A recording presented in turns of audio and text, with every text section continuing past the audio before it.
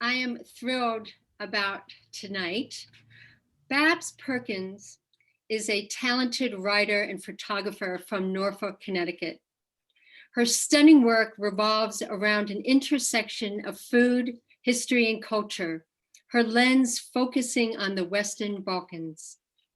Babs has been traveling and photographing in the countries of former Yugoslavia for over 10 years. While many of her pictures spotlight the traditional food producers, specifically cheese producers, cheese makers, tonight she is going to share with us some of the non-food related photographs that she has taken. Hopefully you have seen Babs's photography at the Norfolk Library exhibits, but if you haven't, you're in for a treat. Settle in. Please feel free to post any questions you have in the chat because Babs is going to be able to question them, answer them as she goes along. I am really happy that we're going to be going on this adventure with Babs. This is a venture that will intrigue you, inform you, and inspire you. Enjoy. Thank you, Babs. Well, thank you, Eileen. Thank you, Anne. Thank you, library. Yes, it's I love the library. And thank you everyone for joining us tonight. In looking at the list, I'm pretty sure I know everybody. If I don't, hi, I'm Babs, nice to meet you. And so I just wanted to say a couple things before I start on the tech support side. I will be keeping my eye on the chat. So as I'm going along, feel free to throw your questions in there. If I can get to them, I will.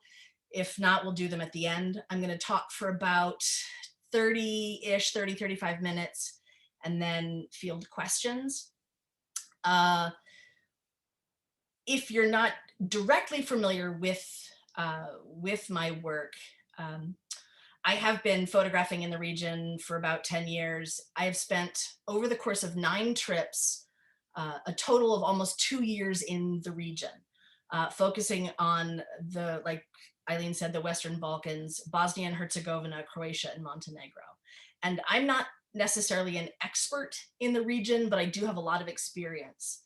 I will also say that this is not Rick Steves Does Croatia, partly because I'm not Rick Steves, but also that's not how I travel, that's not why I travel. My experiences in this region are inextricably tied to my work on the monuments that you might have seen, the Spomenici, and on the food producers.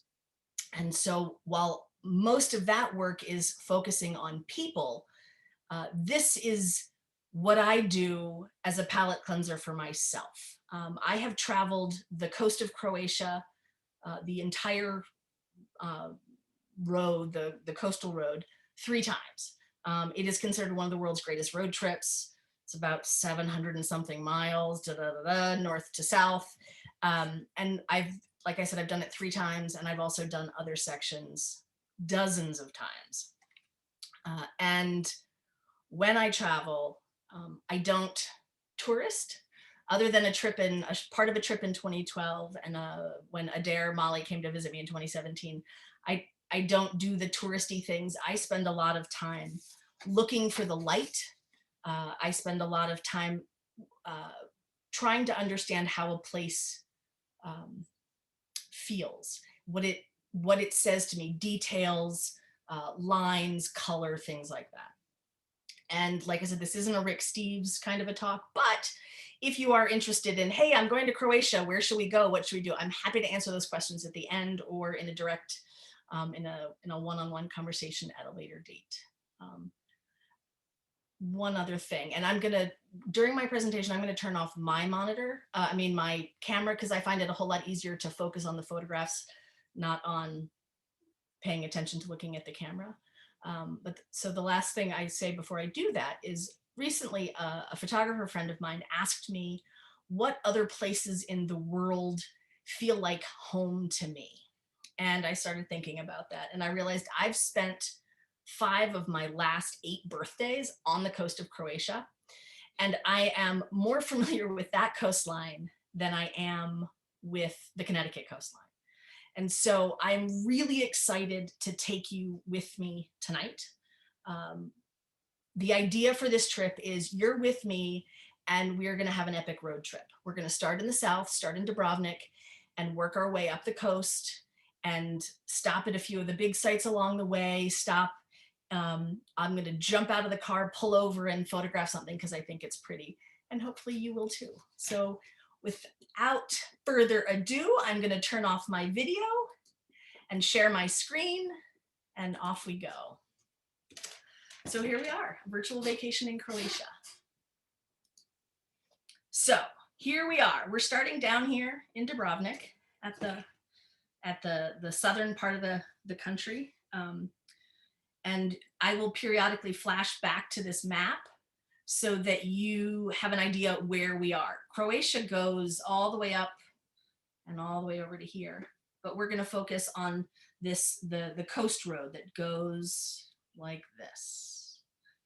And in Dubrovnik, so we're going to zoom in so you see Dubrovnik, there's a larger city, a sort of a modern city with a port, and there's tons of cruise ships that come here. But what we're focusing on tonight, what I'm going to focus on tonight, is this part, the old walled city.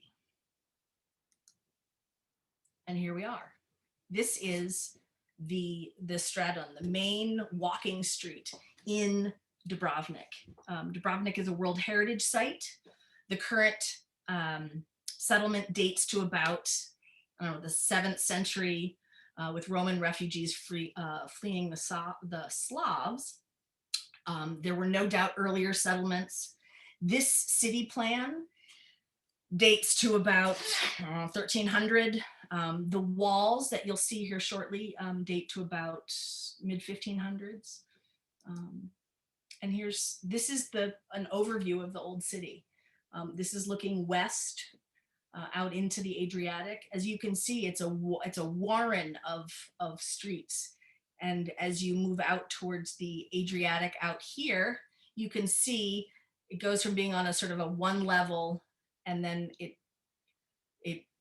there's stairs, and the houses are right next to each other. The streets are very narrow. There's no cars. You can see it here. This is the city, the walls. They're thicker on the land side than they are on the sea side because it's kind of hard to climb up that. Here's where I'm standing now is on the city wall, giving you an idea of what it looks like down the coast, what these buildings, these limestone buildings look like.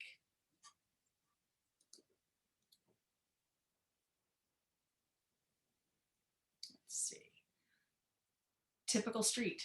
One of the things that happens here, it is so typical, is the street cafe. Sitting for a meal, sitting for coffee, being outside, big part of the culture here. And you can see as you're looking down the street how quickly it goes up, and how quickly the stairs at the back end of any of these streets. There are the stairs. And one of the questions people often ask is, how do I get pictures with no people? I travel in the off season mostly. My work, because it revolves around agriculture, I'm typically there in the spring and the fall. And I spend a lot of time waiting to not have people around. And the people that you will see in most of these shots are people going about their everyday life. This woman, obviously she's on a smoke break and she was just looking on her phone, but mostly I make a good effort to not have people in here. And there was another question about how intertwined are the cultures. They're very different, the Italian and the Croatian cultures. There are some similarities. The Croatians it's a Catholic country, but it's very much its own culture, very much a very proud, very old culture. Here's from the top of the stairs looking down. One of the things in these places which are very touristy, I try to find the images that are not touristy. This is obviously one of the passageways, the stairways where people are living, as evidenced by the plants. It's not the main tourist area. It's another view from the city walls looking north into the different part of the city where you have cars and things like that. But I just wanted to give you an idea of the wider view. The light. This is really what it's about for me. The colors of the blue and green that are sort of, for me, inextricably tied to the region. The spot I'm standing right now in this photograph is actually a bar that you go through, you can see the city walls up here. At the top, the western end of the city walls, there's a break in the wall. You sort of go through this little passageway, and tucked into the rocks, there's a bar. And it is absolutely worth spending the ridiculous amount of money for a glass of wine or a beer and sitting and listening to the sea and watching the sunset. It's something that I have made a point of doing on most of my visits, because it's really worth it's really worth it. Okay, this is not photoshopped. I just want to say that. This is, again, what the light does. This is looking from the south of the city, looking up.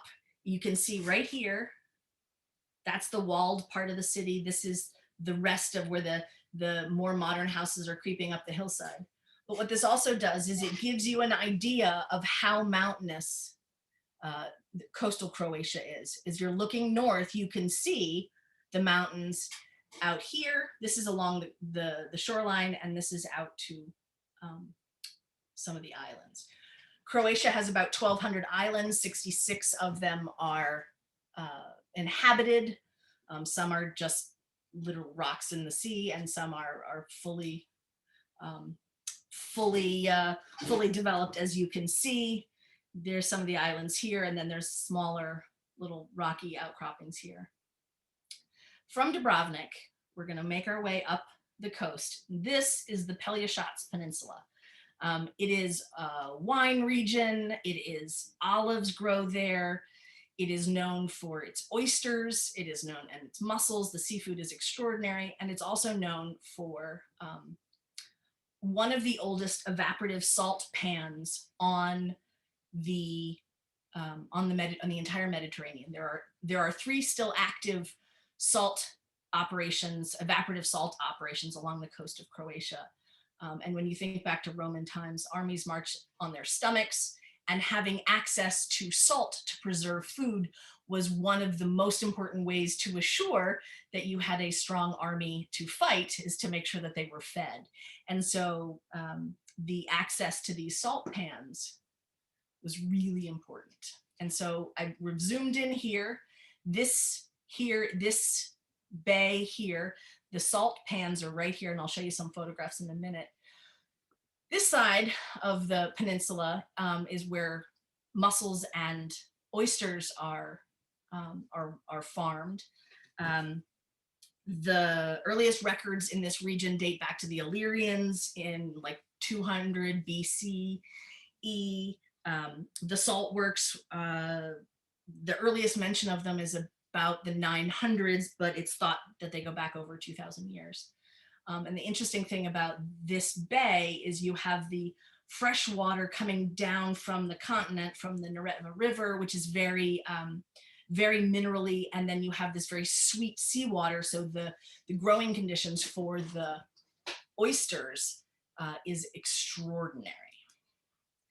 And here, this is the oyster side. This is the inland side. You can see along here, all those little dots. Those are basically buoys with the ropes with the oyster seeds. This is another picture. It gives you a better view. And along here, this is the road. The coastal road goes right up through here. One more. It's just a hodgepodge of barrels and frameworks, but the oysters that come out of here are extraordinary. And here we are on the, they are, this is stone. This is the salt pans. And the thing about the evaporative salt pans is they are designed, basically what happens is in the summertime, in the late spring, these pans, these pools are filled with water, and because there is not a lot of summer rainfall, the water evaporates, and all that white that you see right there, that's salt that wasn't harvested last year. And so throughout the summer, the water is allowed to pass through a series of these pools, and by the end of the summer, it is squeegeed up to this center of this pier, hand shoveled into these rail cars, taken up into that structure and packaged for consumption.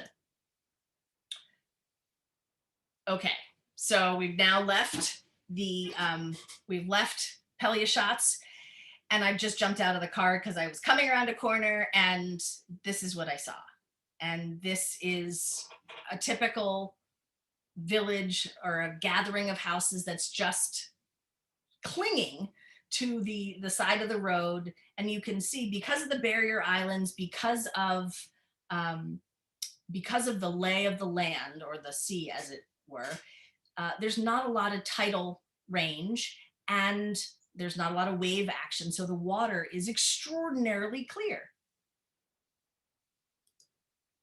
Okay, so now we're coming up the coast here, and this little bump out that you see here, this is the border of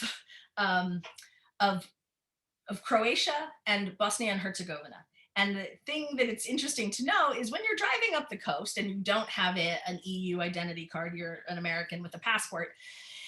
In Croatia, you have to then, with your passport, go through border control out of Croatia, get your passport stamped, go into Bosnia and Herzegovina, get your passport stamped, and then 17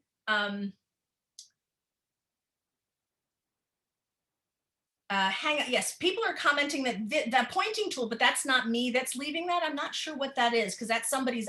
I'm not sure who's on these marks here. I don't know if that's Eileen or Kelly. This isn't me, you guys. I don't know who this is, because my mark isn't leaving anything.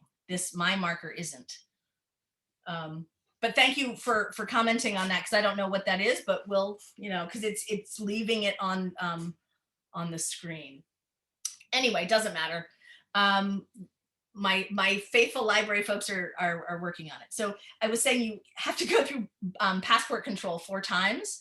And because of that, I have had to, while traveling, get a new passport, because I'm using up, if I do a trip up and back, I can get 8 stamps. So that's 2, sometimes 3 or 4 pages in a day. And so it's one of those little things that, oh, right, you go through a passport a whole lot faster when you get 4 to 8 stamps a day. So we're moving up the coast now, and we're coming to Split. Here's Split. We are focusing on the historic area of Split here. Emperor Diocletian built his palace. Now, palace is somewhat of a misnomer. It was more of a fortress where he lived, and there was the attendant needs were taken care of within this palace, but his living quarters and shops and things like that. So we're going to focus on this area right here. And it looks like this. So there's an interesting note about there's a very interesting note about Emperor Diocletian. So he built this, had this palace built in the 300s. Diocletian was known to be very anti-Christian, persecuted the Christians, and was fairly vicious about it. And this is the bell tower of the cathedral, which then in the 600s occupied the space. And so Diocletian's mausoleum is now a church, which I just find kind of amusing. So we're gonna skip over here. This area here in the palace is normally full of people, to the comment earlier about how do you get no people. One of the things I do is I do long exposures, and if there's one or two people moving through a scene, by having a long 20 or 30-second exposure stopped down with neutral density filters, it allows me to basically render those people invisible. Normally though, all of these stairs are covered with cushions and people sitting and having their coffee. And there's an interesting superstition in the region that women shouldn't sit on the stone because it will freeze their eggs and they can't have children. And the number of times I've had a little old lady walk up to me with a piece of cardboard because I'm sitting on the ground photographing, I can't even count.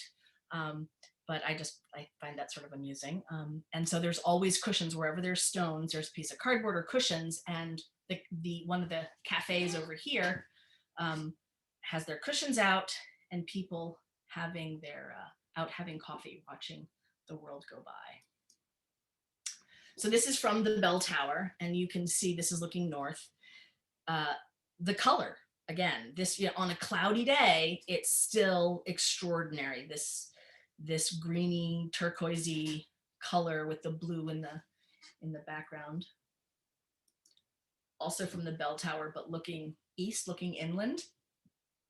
The palace was built, the construction began in 300.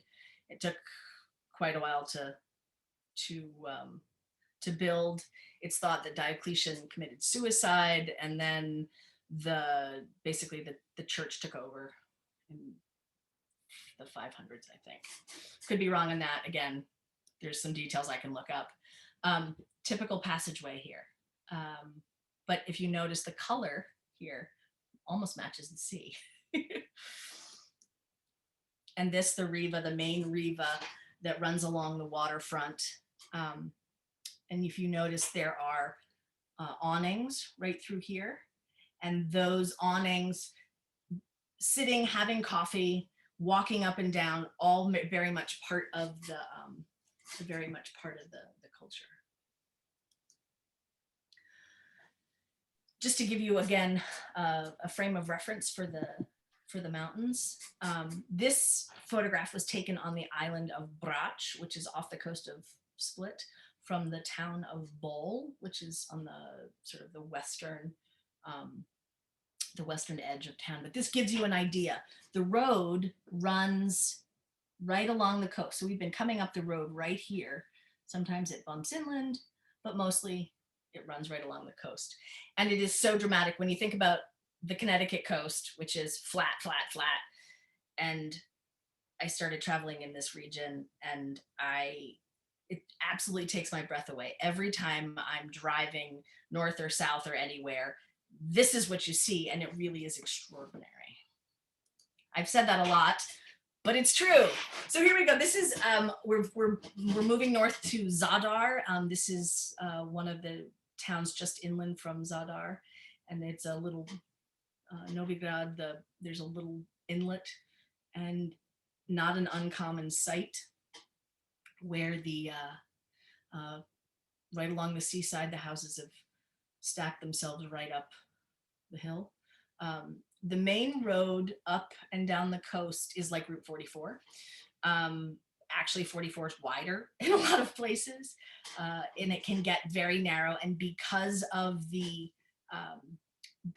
topography, it's very curvy, and there will be sections of road, and you'll get, especially in the tourist season, you'll get backed up behind big trucks and tractors and things like that.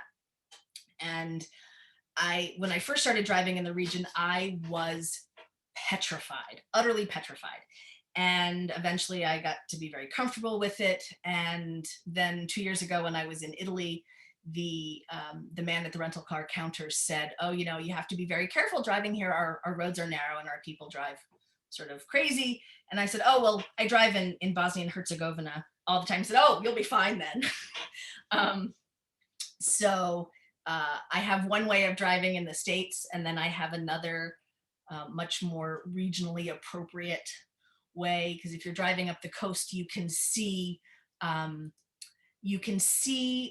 in some cases, you can see 2, 3, 4 kilometers up the road that there's no cars coming, but it may be very curvy. So ask Adair. I've been known to pass on what seems like a blind corner, but I've checked that there's nobody coming for multiple kilometers and we're safe to do so.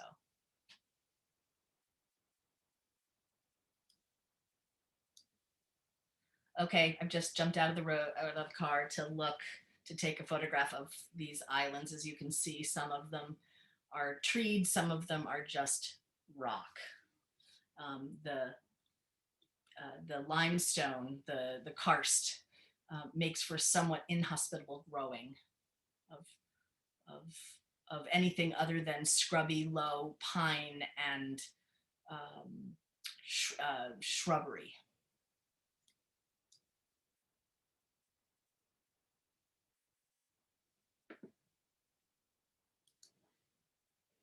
So now, because I would be remiss to not, we're going to bump up to the island of Pog. And Pog is where they make a particular kind of sheep cheese, the pashkisir, and it is one of my favorite cheeses. It's similar to a manchego, and I just thought I would give you a little sense of oh no, I'm sorry, before we go to Pog, we're going to go to Zadar, my bad. We're going to stop in Zadar first. This is the old city of Zadar. And it looks like this. Similar architecture that you've seen both in Split and, yes, similar to Manchego. This is Zadar. The architecture is similar, as you can see. The streets are not wet. That is stone that has been polished for 1,000 years of people walking.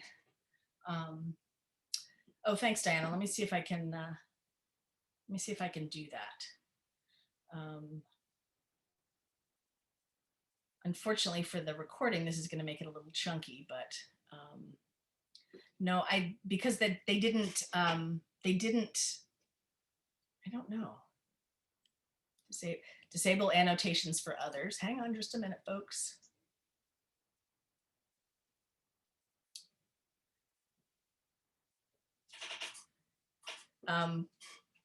Bye, Gordon. I will talk soon. Yeah, I can't. We're gonna keep going. So Zadar, this is the sea organ, and I will. I suggest everyone go to. I was trying to lay in some audio so you could hear what this sounds like, but it didn't work for the presentation. So I would suggest you Google Zadar sea organ and listen to it, because what it is these little, you see these slits right here in the hold on, I'm gonna stop the share and then come back. Hold on.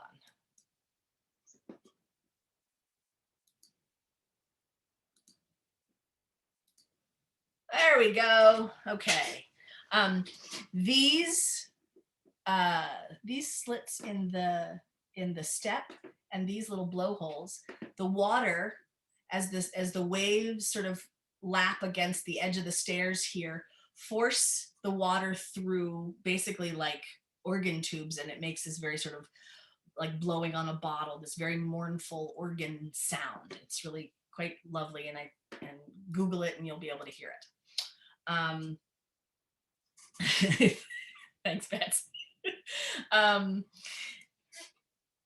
Part of the, yes, these are both really long exposures. They were both probably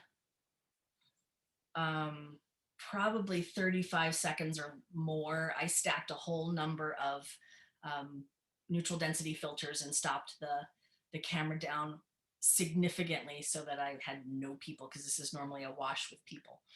It also saturates the color of the sky and the water.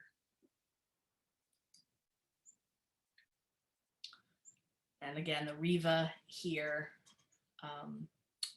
so that the walking and the cafe, all of that.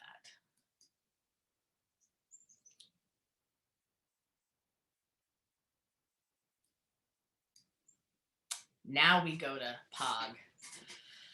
I get so excited about cheese, I just was going to jump over Zadar. And in fact, I love Dubrovnik and I love Split, but really Zadar is, it's smaller, it's more intimate, less fussy, I think, less touristy than the other two. Although Split's great too.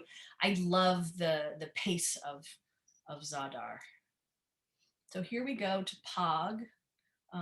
This is where the island begins and it runs all the way up here. This area here is the cheese area, and then when you get out here past Novalia and up to Lund, this is olive area, and there are olive trees up here at the top that are 1,000 years old. Somewhat lunar looking. As you can see, it's very, very, very rocky. The lower part of the island is very rocky. It's interesting to note that much of this area was treed about 1,500 years ago, but the trees were cut down for boat building, ship making, and gondola making for Venice. And so you now have this very almost arid landscape that seems like it would be inhospitable. And because of that, it's very scrubby, very herbaceous. There's wild oregano that grows in these fields, wild sage, rose, and that's what the sheep eat, and rosemary, hedges. And so because this Permenka sheep eats all of this scrubby stuff and not a whole lot of grass, it makes the milk, it gives it a real strong, not overwhelmingly strong, but a very herbaceous flavor, and it makes for a really good, makes for a really, really great cheese. John's asking what kind of camera and lenses do I use? I shoot the Fuji mirrorless system. I was a long time Nikon user, but as Nikon cameras got bigger and bigger and more aggressive, I was less and less happy because I didn't want to be carrying 50 pounds of camera gear. And so I looked at all of the cameras on the market, and I fell in love with the Fuji mirrorless system. The glass is fantastic. The cameras are small. The camera that I use now looks a lot like my early 70s Nikon FM2. And it has buttons and dials. Yeah, it has menus, but it's also very, very tactile. I feel it and I know what it's doing. And when I'm shooting the cheesemakers and in these small mountain huts, it's far less aggressive. When I'm shooting really close, it doesn't feel as intimidating as shooting with the big pro level Nikons that I was using. I guess I shifted in 2015 to the Fuji system, and I have never looked back. I shoot a variety of prime lenses and a 10 to 24 wide angle for when I'm inside in tight quarters. And this is just to give you an idea of, this is the limestone that they just have piled out of the fields to make the walls. And the clouds, they slide down the mountains like fog. Olives. I just want you to take a look at that ladder. Not an extension ladder. It's a hand-hewn wooden ladder that's, it's a 20-something foot ladder. And this man and his wife are harvesting olives. We're in November here, and they're just pulling them off the branches, dropping them into that green netting. There are a couple of larger olive groves, commercial groves, but mostly everybody has their own trees, and then they take their olives to the cooperative to either be pressed for their own use or pressed for sale. And the sheep, I would be remiss if I didn't share the sheep. I had jumped out to photograph some olive trees, and I turn around and these guys are like, hey, are you here to feed us? Is it time for dinner? And then when I started walking towards them, they went running down the road and back into their field.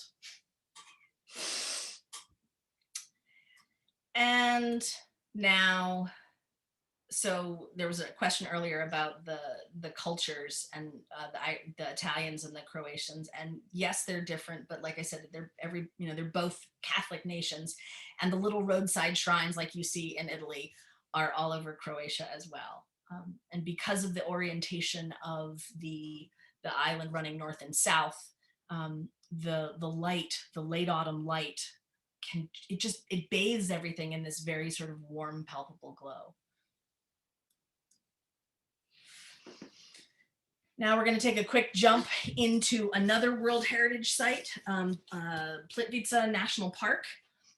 It is you can see it's a series of 16 cascade lakes that look like that.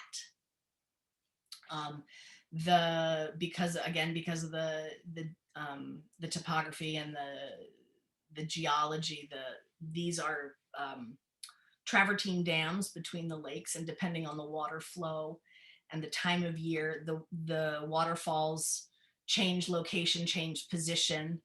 The color of the water changes depending on the mineral content and the mineral content, the organisms in the water, the angle of the sunlight. In the south of Croatia, there's another, or further south, there's a Krka National Park, and you can actually swim in the pools there. But this at Plitvice looks like Plitvice, but because of the way it's pronounced, Plitvice, you can't swim in these, and everybody must stay on these hewn boardwalks.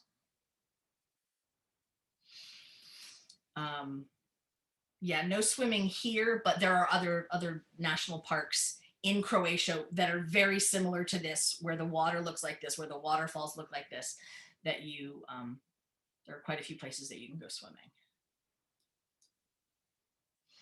Okay. The water is so clear that it's hard to tell depth. But if you look here and up here, you can see those are the leaves that are floating on the surface. But like this guy here, he's 2 feet under the water. These guys are 6 or 8 inches under the water. But because of the clarity of the water, there's really you lose depth perception. And so because of the flow of the river, you have this sort of canyoning effect and this is sort of the bottom end of all of the, it's about 9 kilometers top to bottom, and this is at the lowest end. And for our last stop, we're going to jump up back to the coast, and this is the Istrian Peninsula, and this dates back several thousand years. It was the Venetic Illyrians, and then the Venetians, and the Byzantines, and the Habsburgs, Napoleonic Italy, Austrian Italy, Yugoslav, Croatian. It's been bounced around a lot.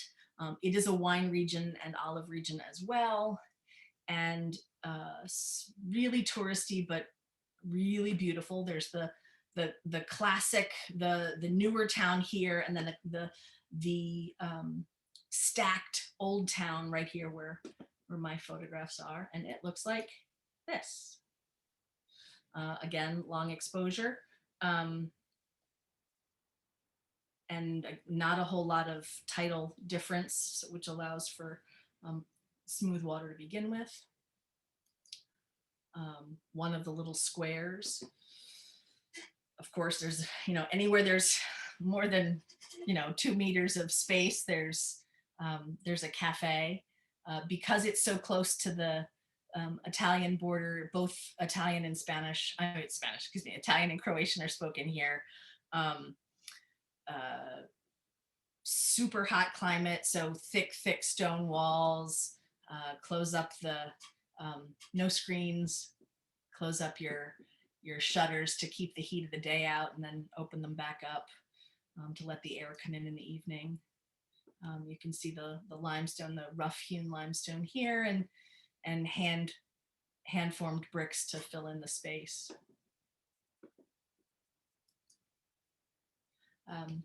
Because of the layout, there are these little cut throughs to get to let air through and circulate, but also to make access to the apartments that are on the outside facing apartments. And some of them are, just straight to an apartment door. Some of them lead out onto a little terrace where there's a cafe or a bar or something.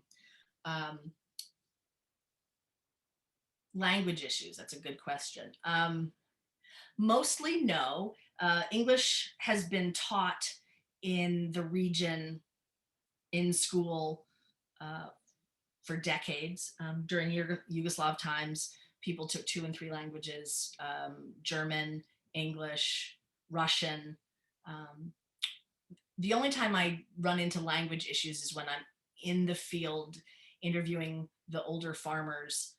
And at that point, I'm working with my interpreter, who I've worked with now. I've worked with 20 different interpreters, but I have one woman that I have worked with predominantly since 2015, and she left Bosnia during the war. She worked for the International Committee of the Red Cross as a translator and an interpreter. She went to Canada for 18 years and then moved back to Bosnia and Herzegovina 8 years ago, I guess. So her English is extraordinary, and she's a linguist and a translator and an interpreter by profession. So she is, without her, I wouldn't have been able to do any of my work, the real in the field work. But as a traveler and as someone just moving up and down the coast, I haven't had a whole lot of issues. Although, like 2 years ago, when I was there at my birthday, I was staying in these little kind of like an Airbnb, but not Airbnbs, little rooms in these little old ladies' houses, because it was really cute, and lots of charades and a willingness to figure it out. And some of the dearest experiences, like I said, in 2019, I was there, and the woman whose apartment that I was staying in read my passport and saw that it was my birthday. And I came downstairs to the breakfast table. She had prepared an entire breakfast spread and had prepared a little lavender sachet for my birthday and invited all the little neighborhood ladies to come. And we all had, none of them spoke English, but we all sat there at the breakfast table eating tomatoes and cheese and bread and cookies for my birthday. And yes, so Bosnian and Serbian and Croatian are all basically, the question was, have I picked up any Croatian? Yeah, I have. If we're talking about cheese, and if we're talking about food, if we're talking about not pop culture and not politics, I can actually do fairly well. The interesting thing about the region is that like the word kafa and the word kava are both, one's Bosnian, one's Croatian. And if you say the wrong thing in the wrong place, why are you speaking Bosnian? Why are you speaking Croatian? And so often I can understand what's being said, but I opt to not respond when I'm working, because I don't want to break down in communication. I don't want to offend somebody. But when I'm traveling, I can get by I can communicate fairly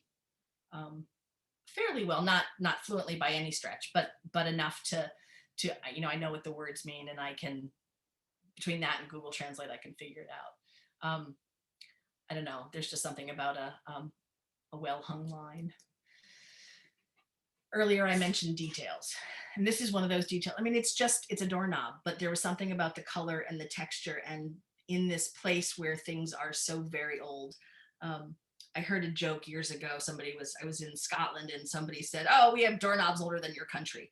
And that has stuck with me. So I have this thing about just looking at doorknobs in different places. And this was one of those like, oh, pictures on a wall, but it reminds me to stop. This was one of those things that said to me, stop and look at the details, pay attention to the details. Which brings me to details. So this is a very touristy town. This woman is local. She's obviously local. She's got her little shopping bag. She's walking home. And then you look and you see, oh, cargo shorts and oh, these guys are tourists. They're going about their business. She's going about her business. And there's this coexistence, because without the tourists, there's not much other industry in the area. And so the last year and a half, or the last year and whatever, because of the pandemic, has been particularly difficult for folks in the region who are 100% dependent upon tourism. Question is, how long have I been working in the region? So I have been traveling in the region since 2008. I've taken 9 trips totaling 2 years. And the bulk of my work is in southern Bosnia and Herzegovina, Croatia, and Montenegro, where they make a particular kind of cheese. But I have, like I said, I've been traveling in the region since I lived in Slovenia in 2008. And then I went back for another project in 2012, and then I've traveled just about every year. Sometimes I miss a year, but pretty much every year since then. And there's, let's see, one more picture here, and then I'll turn my camera, one more final Rovinj shot, and then I'll turn my camera back on so I can answer your questions. And there's one more just to give you. So here's the map. We just finished here in Rovinj, and we've basically done this whole coast back down to Dubrovnik. And start video, and here we go. Back to me. Hi, everybody. So there was a question about relationships with the ethnic groups. Well,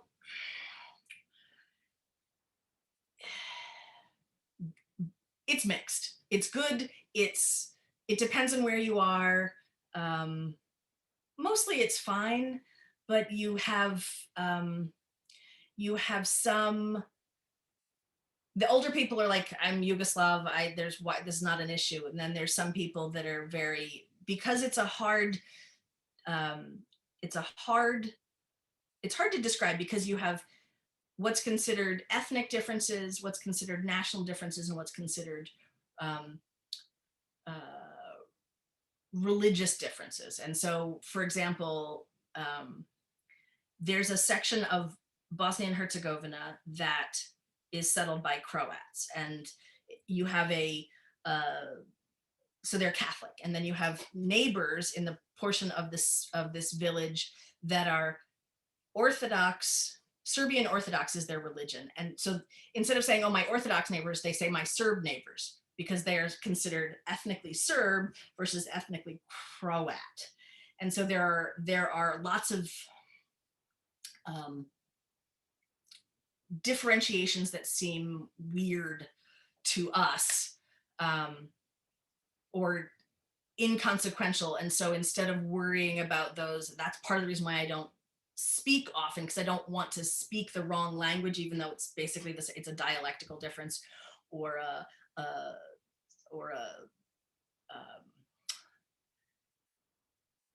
word choice. Is it boot and bonnet or hood and trunk? Is it a different language? No, it's still English. So I try to avoid some of those issues and stay out of political conversations.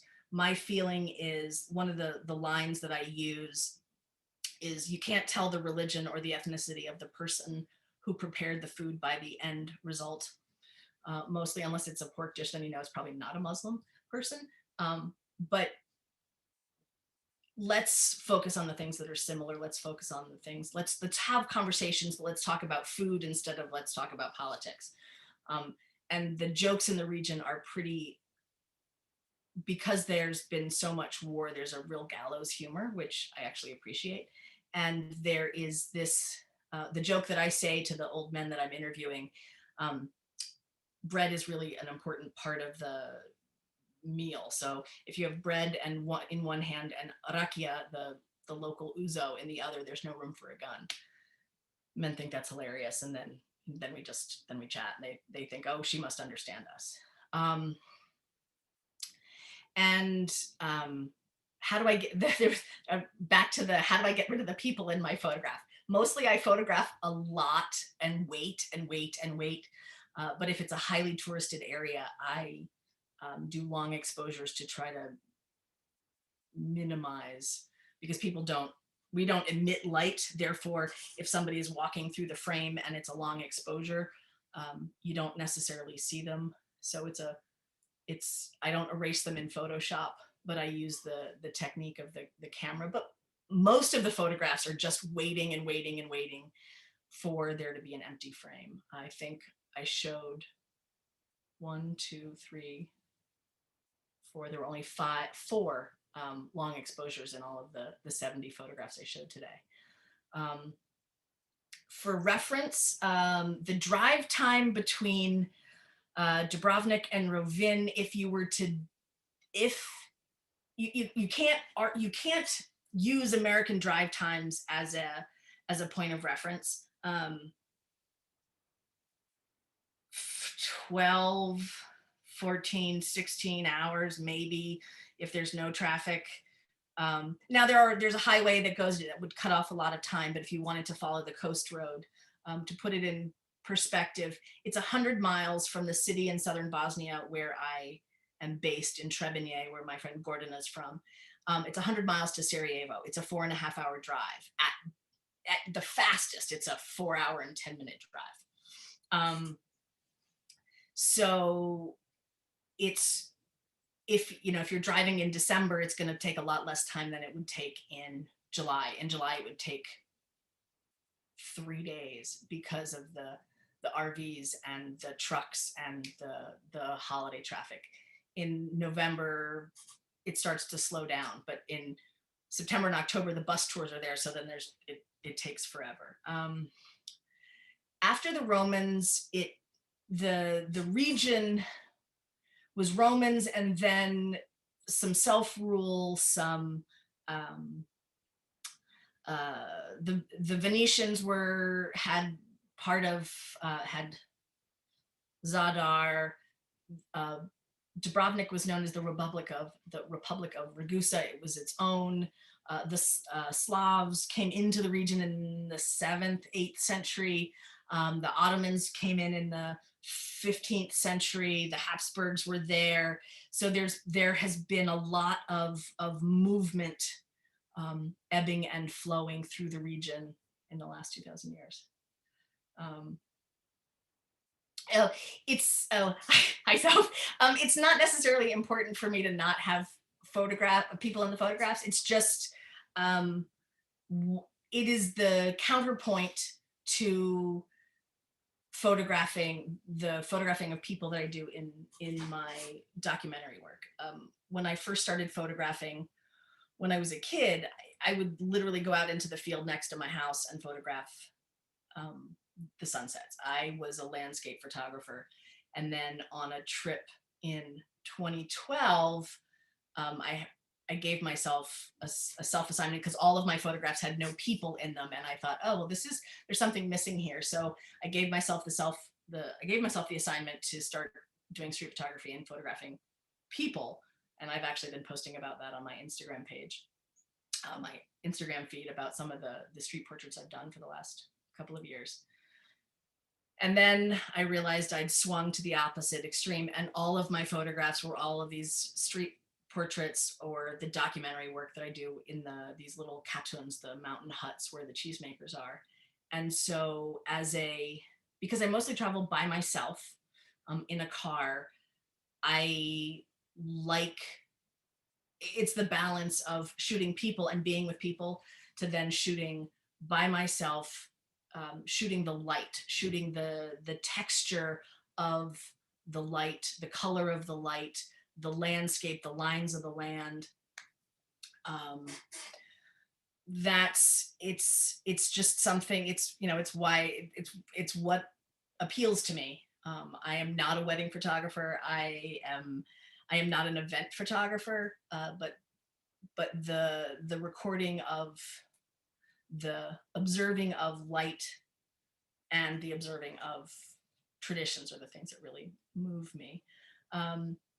And to circle back for those that are not, who don't know my story, in 2012, I was in Sarajevo listening, working on a different project, and I read an article about cheeses going extinct and how in the last 30 years, 50 traditional cheeses had ceased to exist.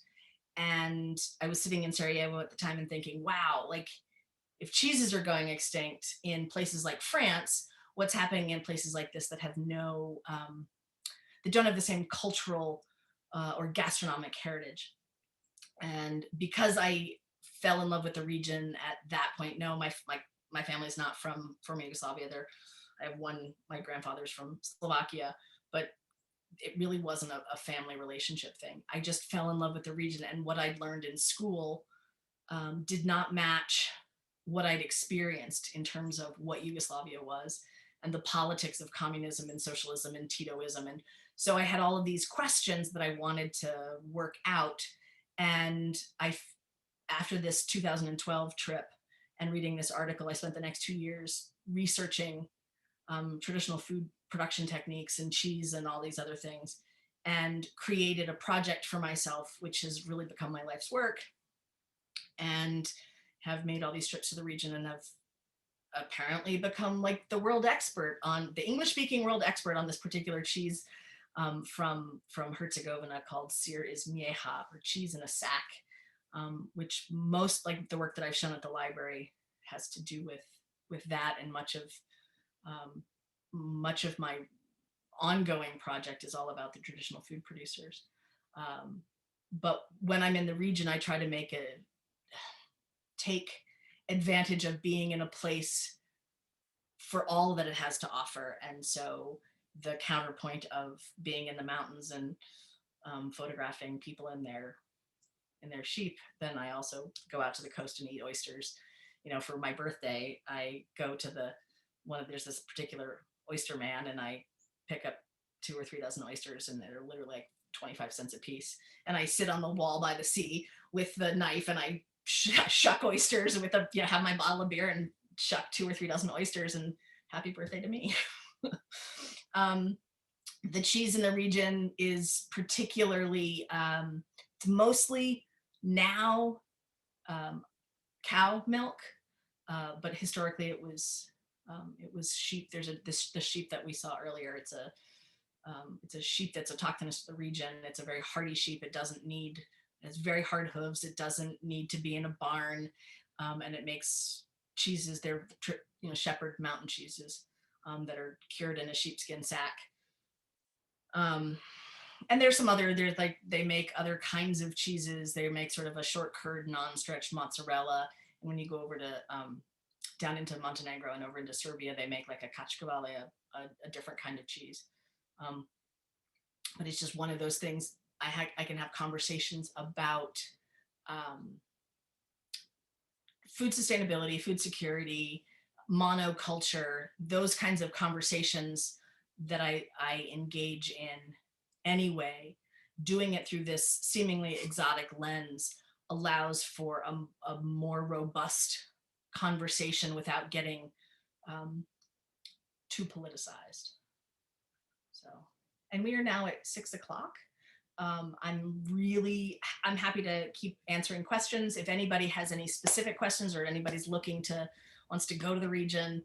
I know I've talked to a couple of folks on here about traveling to the region, and I'm very happy to do that.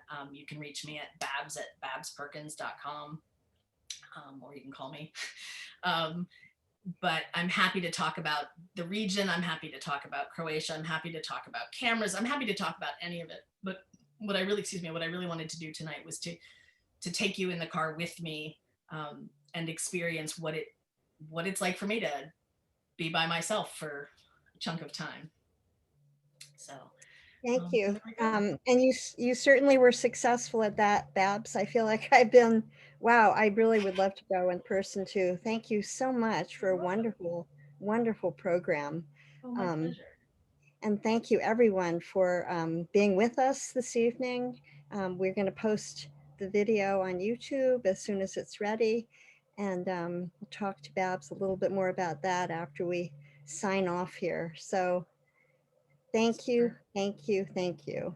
Thanks everyone for thank you. I'm so excited to see everybody that's on here, most of whom I know, some of whom I don't, but yeah, It was reach out. fantastic. Let's follow up, because I'd love to you know, I'm happy to answer questions. So Thank you Wonderful. so much. This was wonderful. Inspiring. I want to go on a trip. right. Yeah, I would, you and me both. You and me both. I was supposed, last year was supposed to be almost 6 months, 2 trips totaling 6 or 7 months. Didn't happen. Doesn't look like I'm going this year, but hopefully next year I will. I'll be able to get back. That's wonderful. There, Go ahead, Bob. Sorry. no, go ahead. No, when you're through, I'll just say a couple of words to you about the recording. Okay. But I don't know if anyone else has anything to share. Please feel free. I would say Betsy Paint and Adair asked how they're doing with COVID. Not great, really not great. And because conspiracy theories run rampant in the region, so that has been compounded. COVID has made that worse, and so like it's a hard one. I was talking to my interpreter the other day, and I've seen a couple of you folks have jumped and followed me on Instagram. It's at Babs Perkins if you want to follow along. That's mostly, I post a lot of my work there. And right now I'm doing, as I was pulling these Croatia photographs, I started pulling some photographs that haven't been seen from my time in Sarajevo, and I'll be doing a whole sort of retrospective, so please follow along. But I was talking to my interpreter last week, and she was saying that it's really, really hard to get people to listen to the government, because the government is flawed. And so we think it's bad here, but it's crazy. It's crazy there. And, a number of the folks that I interviewed, I just found out one of the master beekeeper, who was a great source of information. I found out he died, and one of the cheesemaker ladies, she just died. And so it's tough, but well, one day at a time. Well, thanks everybody for following along. Thank you so much.